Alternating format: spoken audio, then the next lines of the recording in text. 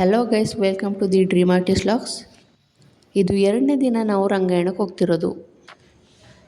ನಾವು ಹೋದ ತಕ್ಷಣನೇ ಪೆಂಡಿಂಗ್ ಇದ್ದಂಥ ವರ್ಕ್ನ ಕಂಪ್ಲೀಟ್ ಮಾಡೋದಕ್ಕೆ ಸ್ಟಾರ್ಟ್ ಮಾಡಿದ್ವಿ. ಚಿಣ್ಣರ ಮೇಳ ಇವತ್ತಿಂದ ಸ್ಟಾರ್ಟ್ ಆಗಿದ್ದು, ನಾವು ಹೋಗೋ ಅಷ್ಟರಲ್ಲಿ ಕೆಲವೊಂದಷ್ಟು ಮಕ್ಕಳು ಬಂದಿದ್ದರು. ಅದಾದಮೇಲೆ ನಾವು ಡೆಕೋರೇಷನ್ಗೋಸ್ಕರ ನಿನ್ನೆ ಮಣ್ಣು ಹಾಕಿ ಪ್ರಿಪೇರ್ ಮಾಡಿದಂಥ ಕ್ಯಾನ್ವಾಸ್ ಮೇಲೆ ಪೇಂಟ್ ಮಾಡೋದಕ್ಕೆ ಸ್ಟಾರ್ಟ್ ಮಾಡಿದ್ವಿ.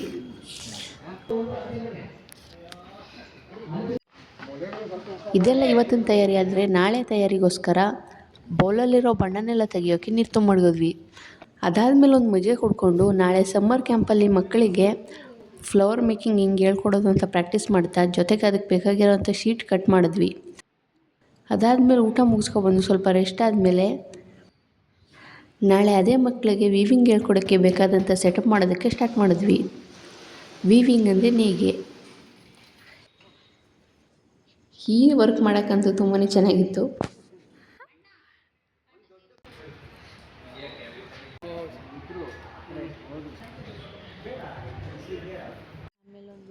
ಅದಾದಮೇಲೆ ಒಂದು ಸ್ನ್ಯಾಕ್ಸ್ ಬ್ರೇಕ್ ತಗೊಂಡು ನಾವು ಮಾಡಿರೋ ವರ್ಕೆಲ್ಲ ಕವರ್ ಮಾಡ್ತಾ ಬಂದ್ವಿ ಸೇಫ್ಟಿಗೋಸ್ಕರ.